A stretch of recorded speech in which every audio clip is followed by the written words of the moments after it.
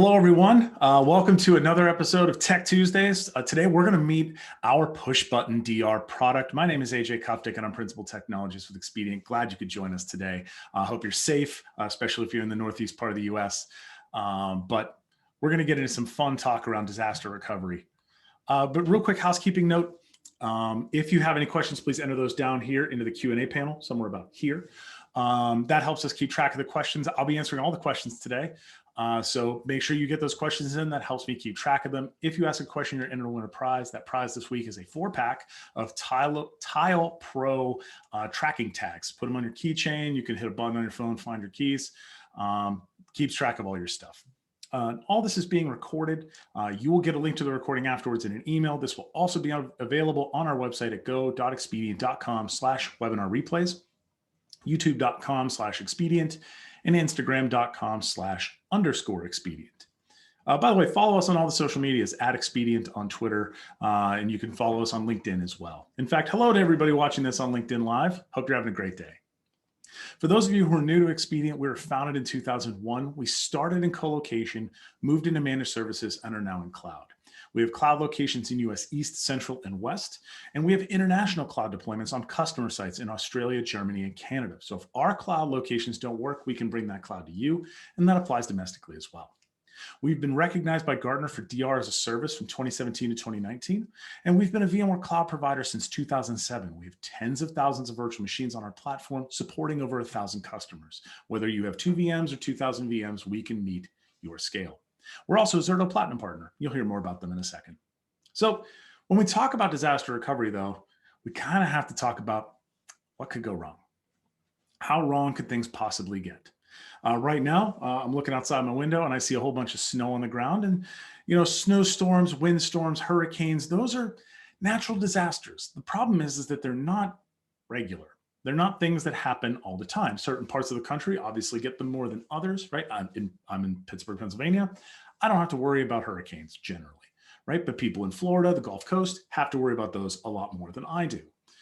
But natural disasters are something that comes around every once in a while. But power outages, those are a bit more frequent and regular, but still not exactly common, right? You can mitigate that with batteries. You can mitigate that with generators. There are ways around dealing with a power outage. And finally, and this one's probably the most common of what most people think of when they think of disasters, is human errors. And I'm sure we all have stories about the North American free-range backhoe tearing up a fiber line. Mine involves a dump truck. But all of these can be disasters that most people think of that they need to recover from, that they need to go to their full disaster recovery or business continuity plan. But the one that we see a lot more often, and we've had customers go through this, you've probably heard recently about one of these if you've watched any of our past webinars, are malicious attacks and ransomware. And this has a lot to do with the ability for remote attackers to be able to do this on a fairly consistent basis, right? They're predicating on end users who don't know better, or maybe should know better and do it anyways, where they click a link in their emails, right? City of Atlanta, about 2 years ago, almost 3 years ago now, hit with a $51,000 ransom. They paid $9.5 million to recover from it because they didn't want to pay the ransom. 51,000, $9.5 million, right? City of Baltimore, $18 million. The ransom was $81,000. They paid $18 million to recover. Both of these cities were down for months trying to restore various city services as time goes on. And finally, Lake City, Florida, who's hiding behind all these because they're ashamed, they paid $460,000 in ransom because it was cheaper to pay the ransom than it was to recover from it. And there's extenuating circumstances in that story where their backups were gone. They lost everything. They had no ability to recover. And that was a huge blow to that city. And they just had to pay the ransom. And due to certain law changes that actually happened in late 2020, it may actually be illegal for you to pay the ransom. You may be aiding and abetting in cyber terrorism. I know that most people don't have the law book out when they're paying the ransom. They're just trying to figure out how to get their stuff back online. But these are the sorts of things that exist out there that could extenuate what you're actually running into, not just the amount of money you're paying to an attacker, but potential legal action you're opening yourself up to. So how hard could DR be? Right? DR, that's easy. right? Everybody does DR. Well, it's certainly not easy. There's questions around who's going to support it and how does the networking work and who's going to test it. But the problem is that that's not even where you should start. The question is, what's the cost of downtime? If an hour of downtime costs you thousands of dollars, then doing DR is absolutely worth it. If a cost of downtime only costs you a couple $100, maybe it's not. Maybe you need to come up with better strategies around how to recover from a disaster. But the cost of downtime is one of the hardest things that we run into because most people don't even know. They don't know what their impact of the business really is. They just know that my stuff is down. I got to get it back up and running. And if you have a cost of downtime, where do you go? Do you have a second data center? Do you have a third data center? How would you actually move out of the way of a disaster? In a ransomware attack situation, it doesn't really matter where you go, but natural disasters are still a thing for a lot of organizations. Where do you even go? What hardware do you need when you get there? Right? Virtual platforms are easy. Put whatever virtual servers, license it for VMware, replicate your VMs.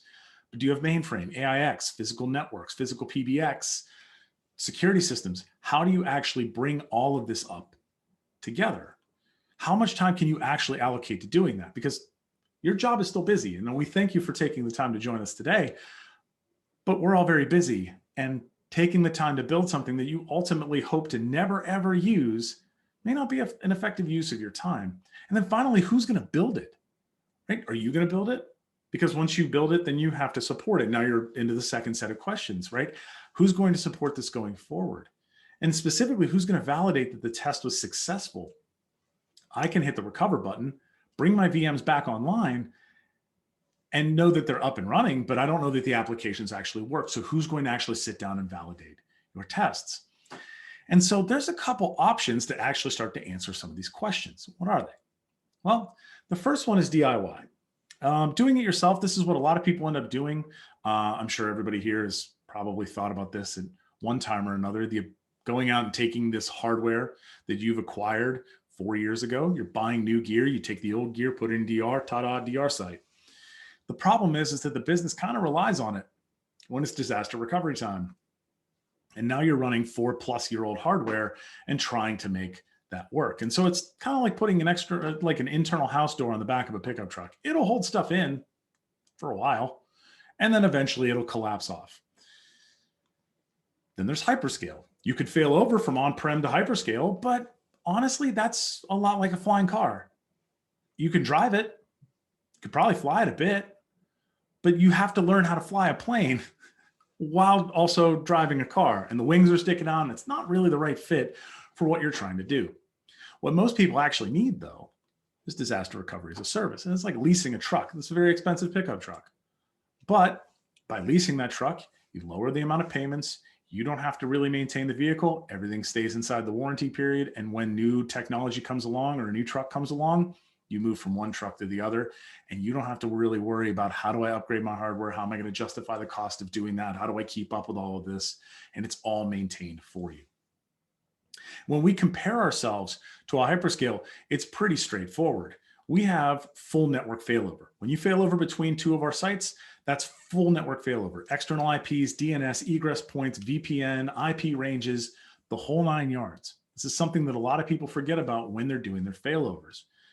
From a hyperscale standpoint, there's a lot of manual network changes. There's a lot of DNS changes that go into this. And as we've all tried to do with DNS, that doesn't replicate terribly quickly. And then you have to go flush caches, and your support team is dealing with DNS and not trying to get customers back online. We have easy failback. You fail from one data center to the other, you just point the replication back and hit fail over, and it fails back. That's it. There's no changes. There's no configuration changes. There's nothing. It just fails over. From a hyperscaler, that's a very disruptive and difficult failback because it's not really a failback. You're actually doing a full conversion to bring it back to your on-premises environment. We have a 100% SLA. If our service is down, you get a service credit. It's that simple. With a hyperscale, 99.xx, and I say 0.xx because it depends on the service you're using, depends on the provider you're using, but none of them are 100, right? And that's where you can start to get into, oh, well, that's part of our normal maintenance time, and we have that baked into our SLAs, and you don't get any credit for that. You don't get compensated in any way, but your business is still sitting on the side.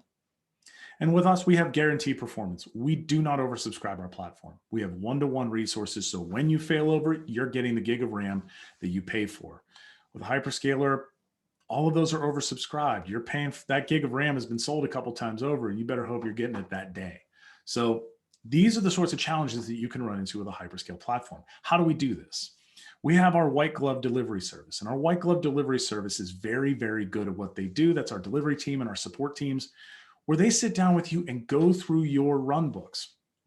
What applications need to fail over? What do they need to talk to? How do they need to talk to each other? And put all of that together so you can have a successful test. You don't pay until you have a successful one. And that's a benefit for us and for you. We want to make sure that you are successful, and you want to make sure that this platform that you're signing on to is a successful DR platform so that you can go to your management and say, yep, we moved and everything is great. There's also unlimited testing. So you don't have to call anybody and say, hey, we're doing a test this week.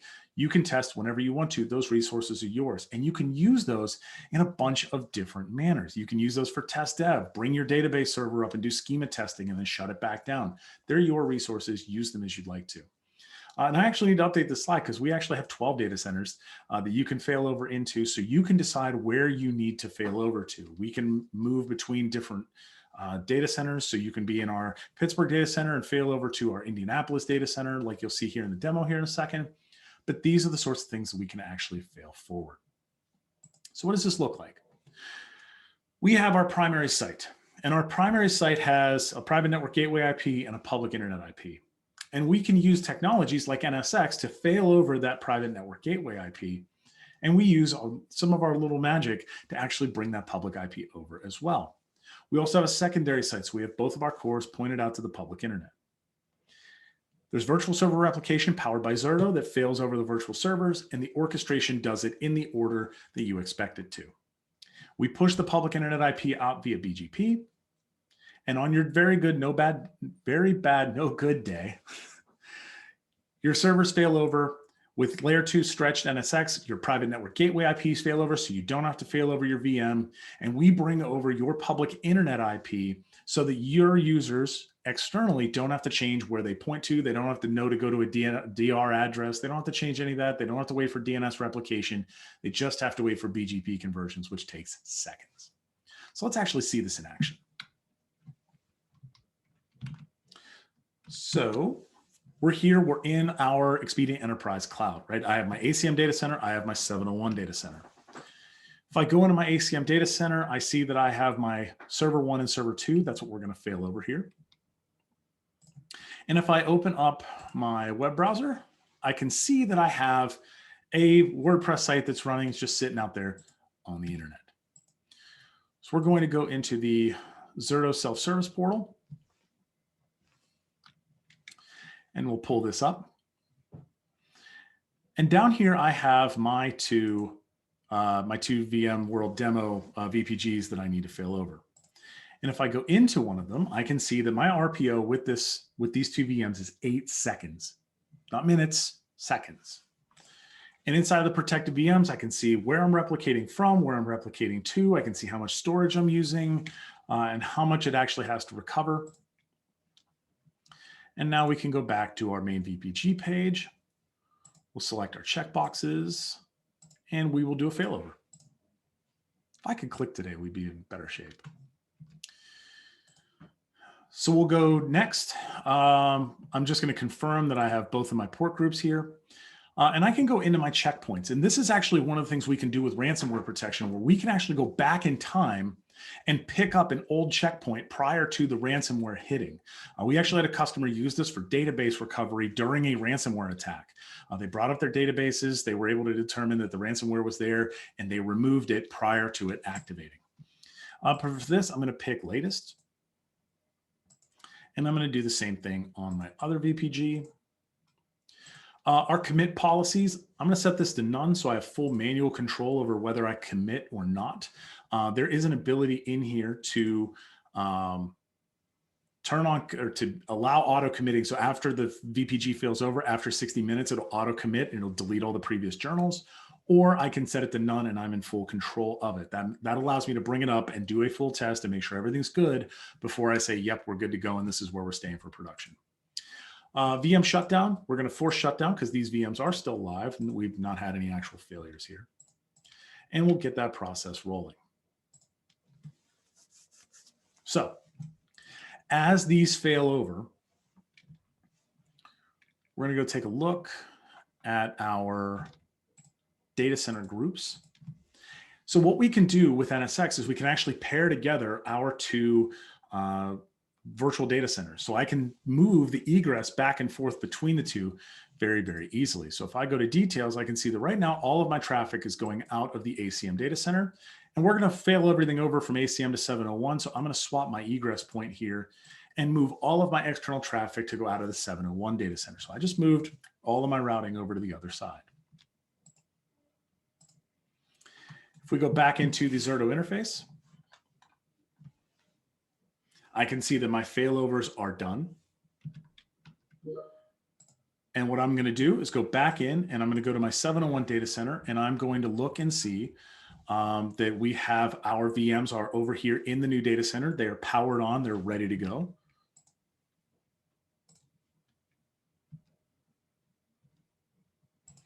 And I can refresh this page now and see that my page is loaded. I can scroll through it.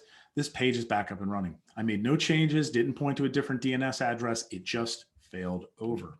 But we need to do one more thing. We're going to commit this. And what that will do is that will delete all of the journals that existed on the site that we just failed over to and say that this is the new production environment. And what this is also going to do is turn the replication around and send it back to ACM. So I can fail back really, really easy. And so you can see these delta syncing of volume. That's just showing all the changes that need to go back.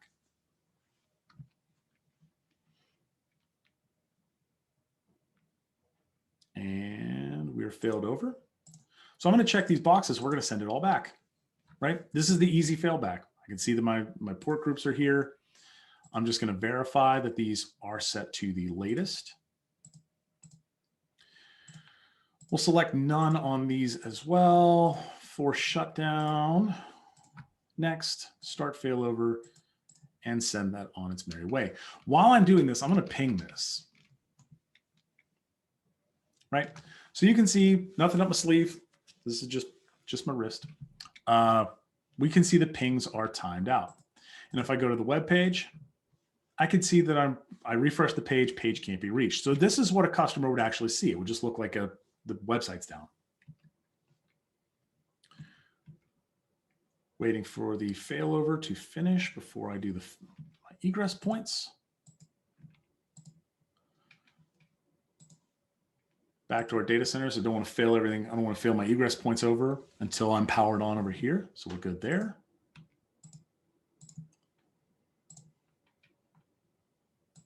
I'll swap my egress points back. And so now I'm coming out of the ACM data center as well. There we go. Again, if I could click today, we'd be in better shape. So I can see that my failovers ended. I failed over my egress points. I can ping now. So we're back up and running. And if I go up to my web browser and I click refresh, I can bring the page back online.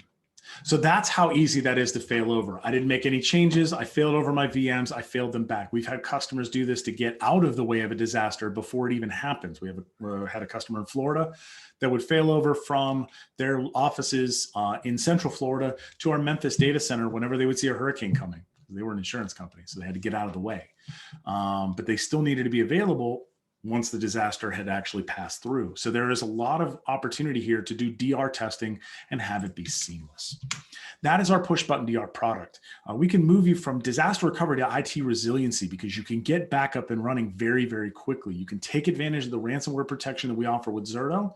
We also offer this with our Cohesity platform as well. And when you pair the two together, you can get back up and running very, very quickly. If you want to hear more about that, our National Auto Care webinar that we did on the 14th of January, that is a really great story around how we were able to help a customer recover from a ransomware attack in 48 hours, which is way faster than the weeks that we've seen other customers and other sort of news stories recover from their things. With failover with the same public IPs, you save licensing with the VMware side. If you build this yourself, you got to put VMware licenses on both sides. Here, it's all part of the service. You can bring your own licensing. So if you're an existing Zerto customer, you can use us as a target as well. If you want to get your hands on this, reach out to me, aj.kuftic@expedient.com, or you can go to expedient.com/VMware-test-drive, and you can sign up for a 30-day free trial of the platform. And we can work with you on getting the push button DR set up in that as well, so you can see the full power that's available to you. Let's go take a look at some questions. Is it advisable to have multiple backups for data recovery? Yes. DR and backups are not the same thing. So let's just put that on the table. Disaster recovery is generally replication based. So that's Zerto, that's Cloud Director availability, where you're replicating live every single change that's happening and being able to recover very, very quickly because you already have a copy sitting and waiting to be powered on. Backups, you actually have to go recover or restore from them, but that gives you a much longer time frame because you can go back deeper into your retention period. When should you first try your disaster recovery plan? We do it as part of our bring up process when you come onto the platform. I recommend testing yearly. You should probably test more than that too. But this is a way for you to kind of get the muscle memory of being able to test and go through your full disaster recovery plan. Get your business units involved. Have them sit down when you do your failover to make sure that the applications come up correctly because they may point out things that you didn't even know were happening. Running an Expedient is like running in a second data center. Kind of.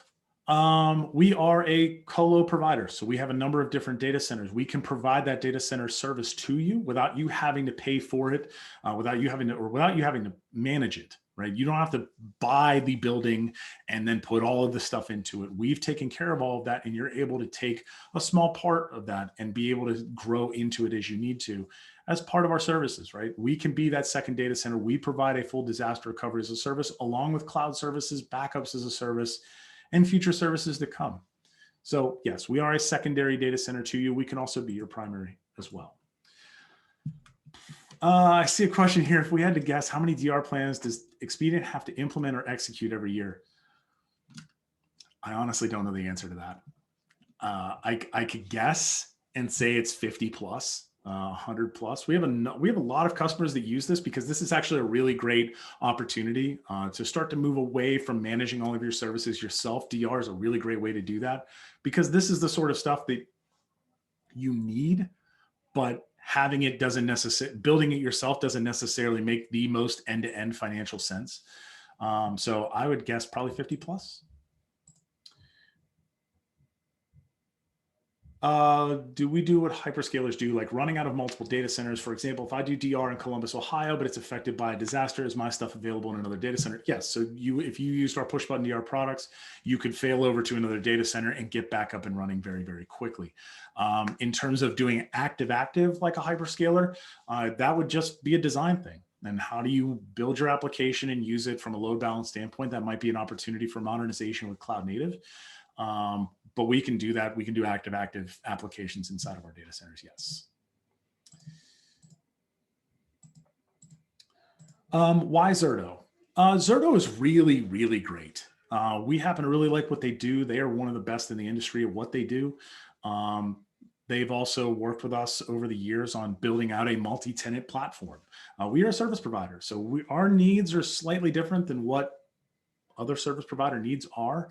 But we chose Zerto because they have been able to make the most inroads into the market from a disaster recovery standpoint. They're widely regarded as one of the best, and we choose best of breed software to go with what we do.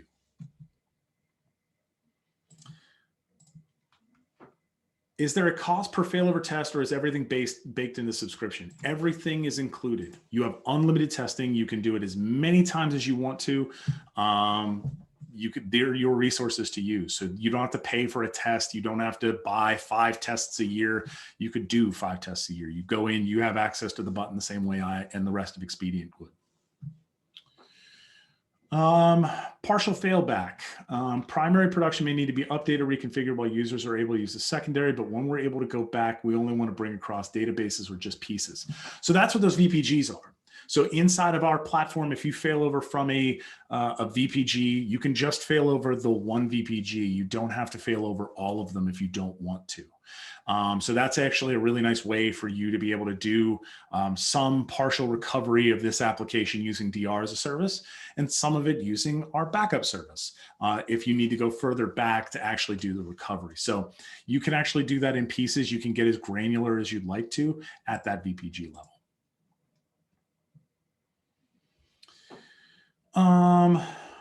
Are there any obstacles to taking a DR environment to a full production environment? In our environment, no. They're the same thing. We don't push from your production side to a DR side at a different data center. You land in our production side in another data center. So if you fail over from our Pittsburgh data center to our Indianapolis data center, those are both fully production ready data centers with the same level of resiliency in the hardware, in the power, cooling, and everything. So there's nothing different. You're not going to like second tier hardware. You're landing on the same platform. So there's no real difference between DR and our production environments. How time consuming is it to get push button DR set up for all of your apps on average? That's the problem is that that's very much it depends type of question. It depends on the number of applications you have, how complex those applications are. We can do it very, very quickly. If you've got 10 VMs and there's no like dependencies in between them, it's just a matter of telling them to replicate. We actually use Zerto for replicating in as a migration tool as well. So there's a couple different options we can do there. It's very easy to get set up. You build a VPG, you select what VMs you want to be in it, and you're done. That's the VPG. It takes more time to actually sit down and go through the applications, but that's really dependent on how complex your applications are and how well you know them. If my company is already using a colo, how easy would it be to set up the 30-day trial? Reach out to me. You can go to expedient.com/VMware-test-drive. That's how easy it is. There's not a ton of uplift to do that. And we're able to bring this on board relatively quickly. So if you want to get stood up with our enterprise cloud and see the difference between managing your own stuff in our colo versus using our enterprise cloud, we can absolutely get that set up for you.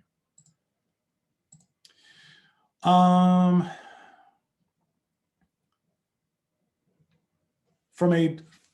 see here, there's a question about hardware. When we talk about our push button DR platform, that is very much a virtual platform. So that is a platform that we use. Your resources are guaranteed. There's no oversubscription of that. That is your resource from a virtual standpoint.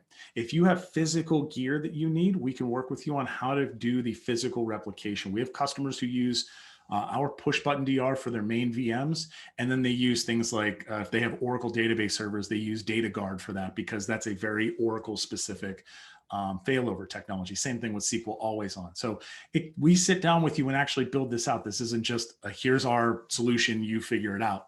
We actually sit down with you and work with you. Our power is our people. We want to build you the best solution. We take the tools off the shelf and help you put it all together.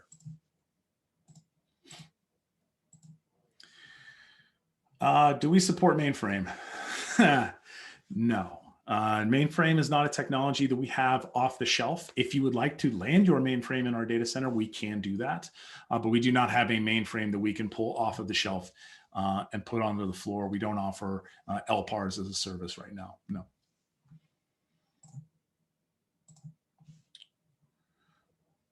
Since it's typical that ransomware bad actors are in one's IT environment for several months before ransomware demand, how effective is push button DR? Leveraging push button DR if the unaffected restore point is 4 to 6 months earlier. So that is actually what happened to National Auto Care. That I believe they found that the first infection was in August, but it didn't happen until October. So they were actually about 3 months behind. That's why we mix and blend together our push button DR solution for active sync replication, but we also pair that with our backups as a service, and we can replicate those backups as well to the exact same data center so you can use them together. So they actually use push button DR to do testing to make sure that the database servers came back up correctly, but they used backups as a service to actually do full restores going further back to get back to a restore point that was uninfected that they could clean up from. So it was actually something that was actually really helpful for them, that was able to go back in time further than the journal of the DR platform.